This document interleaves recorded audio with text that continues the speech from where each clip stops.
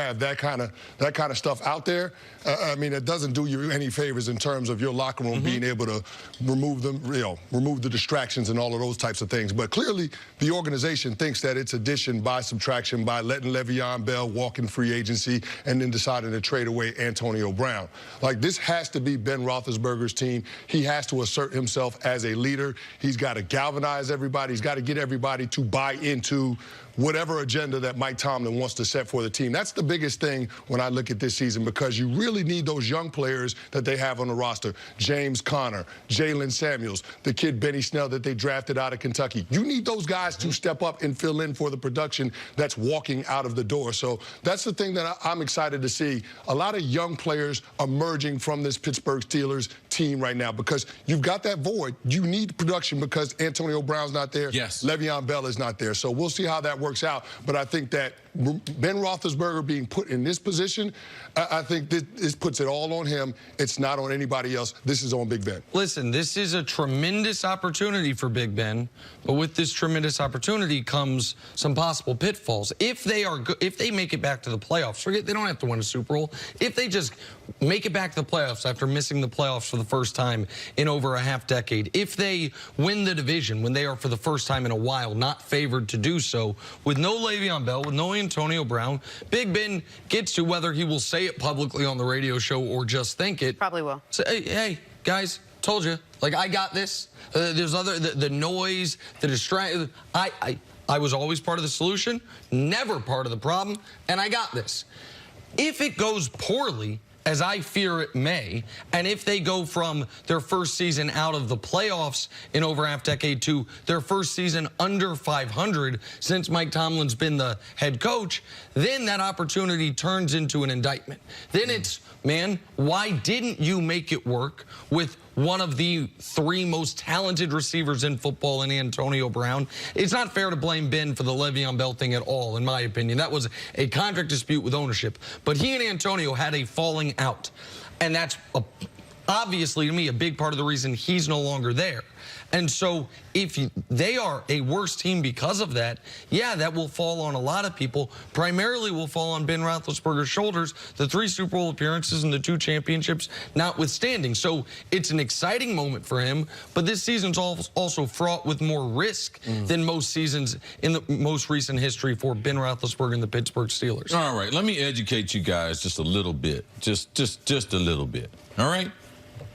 When Jerome Bettis left the Pittsburgh Steelers, he turned the Pittsburgh Steelers over to Ben Roethlisberger. So this is not the first time a legendary player has left Ben Roethlisberger or the Steelers. So us thinking that the team is turned over to him, no. The problem with L. Bell and them was they thought it was their team, and it was always Ben's team. So it's not an opportunity the team's turned over. It's an opportunity for an old veteran player who leads the team in wins, passing yards, passing touchdowns, and passing rating. So he's just not getting the keys to the car today. It's always been his franchise for a long period of time. Let me give you a couple other quarterbacks, just as an example.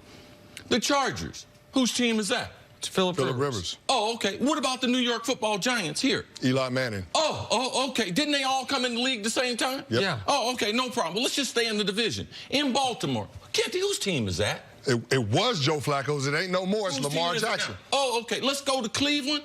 It's Baker's, but I guess I don't. I'm not done yet, all right?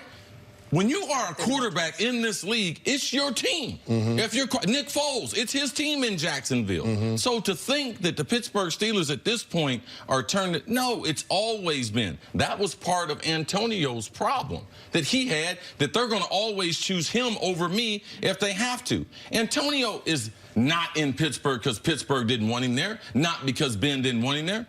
Antonio didn't want to be in Pittsburgh. That's why he refused to come. He refused to show up to work and demanded a trade. So for me, there are more optics on Mike Tomlin and Ben Roethlisberger, but it should be. There ain't no one else. I got their whole roster right here.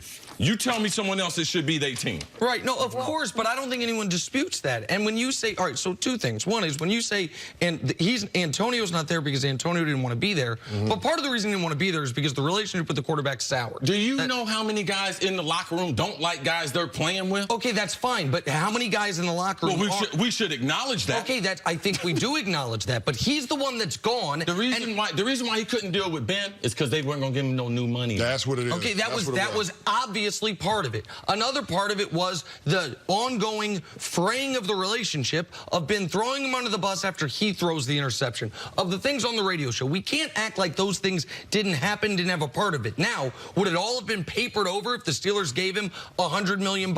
Sure, but no one, to me, see, you're arguing a point no one's disputing. Of course it's Ben Roethlisberger's team. That is true. What is also true is this. Phillip Rivers didn't just all of a sudden have a feud with Keenan Allen and Melvin Gordon, and they're gone. Phillip Rivers, it's his team, but the level of scrutiny on him this year is the same as last year. There's a higher level of scrutiny on Big Ben this season because if it goes poorly, it's not Le'Veon Bell's holdout. Yeah. It's not Antonio Brown throwing coolers. So what is it? It's the coach or the quarterback or both. I don't think people disagree on that. No, I think the organization has made it clear that Big Ben is in a leadership role. It's going to be him and, remember, 52 other kids. That's what their GM, Kevin Colbert, said. But along with that leadership role comes a responsibility to try to make it work, especially with your best players. And that's something that Big Ben hasn't done a great job of doing in the past. So I look at this situation now. He's got every opportunity to do that, and the organization needs him to step up, not only from what he's doing from performance on the field, but he's also got to be better in the locker room with his teammates. No question about it. Young players, they're just trying to find the formula for success. Big Ben has got to be a part of those guys figuring out that aspect of it because he's going to have to lean on those guys now. He doesn't have Lev Bell or Antonio Brown. I'm sure part of it was that Ben Roethlisberger thought he made Antonio Brown better, and Antonio Brown probably thought he made Ben Roethlisberger better. Who do you think was more responsible? Do you think Big Ben for the two guys, Lev Bell and Antonio Brown, or those two guys made Ben better? Both of them are very, very unique. The Pittsburgh Steelers have been a running franchise until they got Ben Roethlisberger. So they start throwing the ball when they got Ben, not when they got Antonio. All the other receivers, not to the level, because Antonio has played a historic level. You cannot throw the football and separate the credit. All right? Ben Roethlisberger is great in itself. He is a tremendous quarterback, and his yards, his wins, they all step. What Antonio did, I'm not going to let people hate on him because, man, he's a great route runner, double teams, can get off the bump and run. As a small receiver, like, he developed into one of the elite. He had a 5-year window, one of the best windows we've ever seen to any wide receiver. So I don't have to make a choice because I know you cannot do at a high level one without the other. No question about it. And now Ben has got to get other guys to step up. James Washington is another player that they're going to be looking for in that receiving core to step up. This organization has done a great job of developing wide receivers, the latest, of course, being Juju Smith-Schuster. But, I mean, a lot of that's going to be on Ben to try to get those guys to come along because their expectation is to be in the playoffs. That's how the Pittsburgh Steelers get down. This is what we got to be careful, though.